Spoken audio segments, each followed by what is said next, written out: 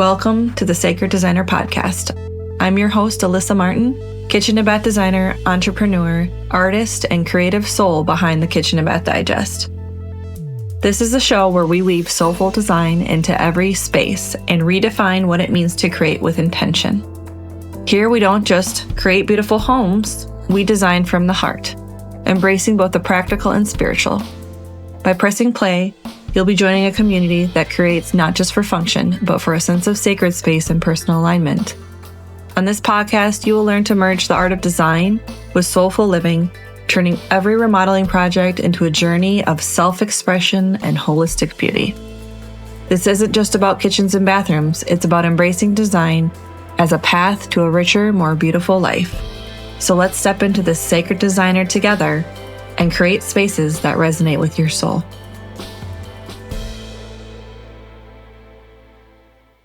Welcome to the Sacred Designer Podcast. If you're new here, we're going to talk about the intersection of home and soul and how the spaces we create live that are never just aesthetic or functional, but they're about energy, intention, and transformation. I sit down with designers, organizers, healers, and space holders who understand our homes are mirrors. And when we shift our spaces, we shift our lives, whether you're remodeling your kitchen, or you're organizing your home, rearranging a closet, you're in the right place to believe that it's deeper than it actually looks. Hey guys, welcome back. I just wanted to talk a little bit about fall today. It's just, there's an art to creating a retreat, within your own home.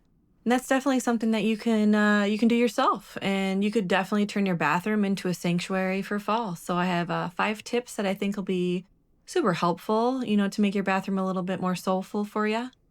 So, as the air, becomes colder and, things slow down, and I tend to start turning more inward, personally. But, it's about the small things that are meaningful, especially when it's Thanksgiving time, the holidays kind of come around. I just kind of want to slow down, take those tubbies, make that nice soulful food, that type of stuff. But when it comes to bathrooms, there's definitely, some daily rituals that you can, possibly do when you're considering remodels. So for example, when it comes to comfort and warmth, like I was just saying earlier, hot baths, after a really nice cold walk, it's going to give you that cold feeling. That's going to be really amazing. But like when you're doing a remodel, I would really consider doing heated floors, because that just turns the entire bathroom into something that's just really cozy on your toes. And you don't have to worry about any of those slippers or stepping out of the shower or the bath when it's really, really cold. And another thing that is more cost effective than heated floors is towel warmers. And you would be so shocked if you turn on that towel warmer, it will literally heat the entire room. It's incredible. Like I remember doing a photo shoot with one on, and oh my gosh, I was like sweating bullets. I had to step out for a little while. But just those little things, like those little upgrades, when you're considering a remodel, or you can even do a towel warmer upgrade without having to redo the floor.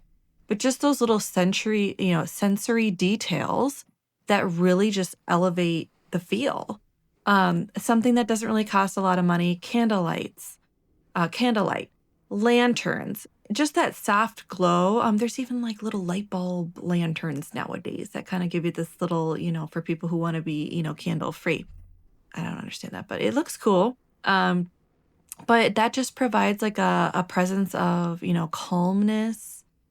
It creates a sense of trance. Those are things that, are really helpful. Things to consider, like brass finishes. Possibly some walnut finishes, if you're going to be refinishing your cabinets itself, or maybe you're adding elements like a walnut mirror frame. There's always ways to do this, affordably, but also consider like natural stone. It doesn't even have to be like a firm, solid, installation, but those things give a lot of depth, earthiness, and it creates a sense of like a grounding to your space. So number 2, I want to talk about water. So water is really medicine, and it's one of the oldest healing elements, something really simple. We don't think about this. So it's not about just cleansing your body, but it's about cleansing your spirit and doing a personal reset. So back to the tubby. So deep soaking tubs. You think about a tub with ergonomic support. Get in the tub. Nobody cares. I like to take pictures of my clients getting in the tubs. It's hilarious. But no, it's going to cause a lot of muscle relaxation. Just create this meditative pause. Not everybody loves the tub, but I'm just saying. Epsom salt, please put that in there. So yeah, how about rainfall or steam showers? Now, I will say you have to be someone who likes to get your entire head wet. So that's something to think about. Also, do not install the rain shower too high. By the time it gets to you, it will be too cold. I've seen lots of contractors do that. Not my project, but it has happened. So just think about the placement and how it's going to be falling on you. Also, are you putting a bench underneath that rainfall head, shower head? Do you want it to run down your back? Just position. You have to think about the flow of where you're sitting and all these things. Of course, this is something that we walk you through if you feel like you need a little bit more help with that. But it also helps loosen tension. It just, once again, it really offers that spa-like feel. And then also aromatherapy infusions. Don't forget about this. This is like, with the bath bombs or even just dropping a few essential oils on the ground before you turn the shower on. It's going to cause this grounding and this sense of alignment. And you can rotate it out with the season. It doesn't just have to be fall, fall vibes. But this is, just remember, scent is really strong. It's going to bring back that nice relaxing feel. So any way that you can incorporate water in your bathroom, I mean, obviously, other than taking the shower or the tub itself, but working with the water, and just imagining, the waterfall cleansing your body and, letting everything out. So, all right. So number 3, natural materials for connections. This is something that, once again, people don't really think about. I'll do a deep dive into color some other day. But, something, I'm just going to cover a couple things though. When it comes to greens, golds, those type of colors, like the warm tone, natural tones, it starts to remind you of the cycles and the change and just walking through nature. But integrating any organic matter in any way that you can, it just allows us to carry that wisdom indoors, and it just kind of reconnects you. So just think of, trying to replicate that. Maybe it's a faux plant. Maybe it is a real plant. How much natural light do you have coming in? I really love to hang crystals in the windows. You'll find me talking about crystals a lot. But this just kind of brings in a sparkle. It also brings in the sunlight in another way. But yeah, back to that wood accents for warmth. You could, once again, you can really do it on the mirror or on your vanity, or maybe, you're putting it in the baseboards or around the frames. Just think about incorporating those complementary wood accents. Another thing to think about is potentially like stone basins or stone sinks. Some can be mounted on top, some can be undermounted, some are actually in the tub itself. But that just really grounds you again. It reminds you of stability and endurance as well. I will say there's certain stones that are really soft-bodied. So you just have to be careful and kind of look into that. If you ever have a question about, different, more levels of stones, I can help you out there too. But yes, even the countertops, that's another really great way to incorporate the natural materials to make it feel spa-like. Also, thinking about natural materials, let's say like you could do like a textile, cotton linen, or bamboo fabric for like a nice like drapery for your either the shower cover, or you can do it in the draperies itself. But just, something that breathes in softness, breathability, and it just kind of lifts you, creates this connection again. All right. So number 4. Mindful lighting for shorter days. So, as the fall gets shorter, the days get shorter, the light goes down. So like you need to think about, okay, I can't always depend on the light shining in. My number one thing that I put inside of a shower is a recessed light, like smack dab inside or above, even above the tub itself, inside the shower.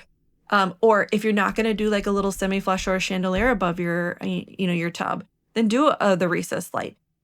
Just be careful about the placement of the recessed light in front of a vanity though, because that can give you that down light effect. And it is not flattering.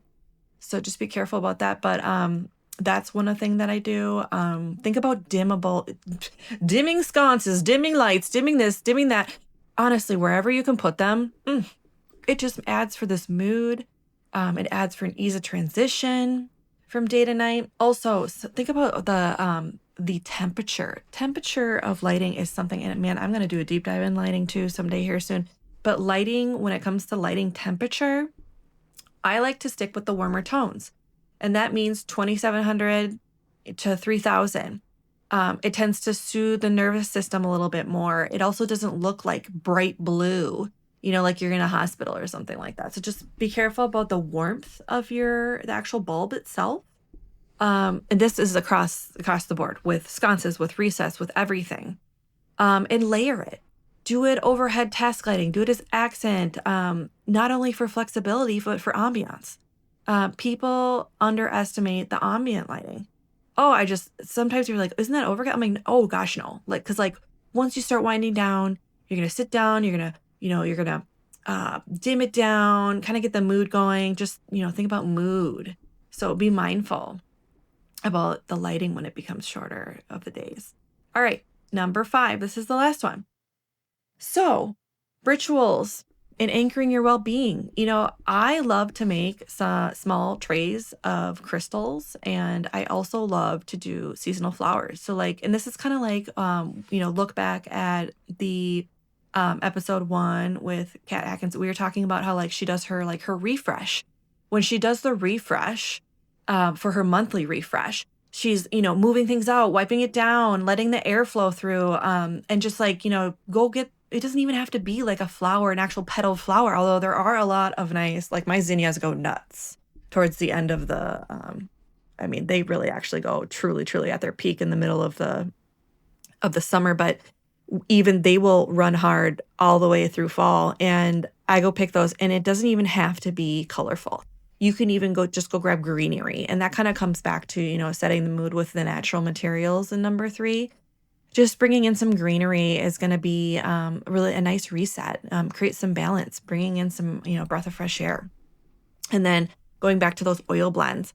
So create, sprinkle some. You can even curate your own sprays, like cinnamon, orange, and sage. And this just kind of creates a level of comfort. It's going to remind you of this time of the year and, getting cozy. I also love to journal, meditate moments, after a bath or, just to kind of refresh that mind and spirit. But just give yourself that permission. Okay. Just try to incorporate this, whether it's a daily routine shoot or once a week, once a month, just try to get it in, I just want to be able for you to reflect your peace, a little bit of healing, and have your room look amazing while you do that. So if you want any more bath tips, just let me know. Let me know what you think about it. We are doing a live workshop October 30th at 7 p.m. This is going to be awesome, guys. Join it. It's free. I'm going to explain the process of how to embody your personal style.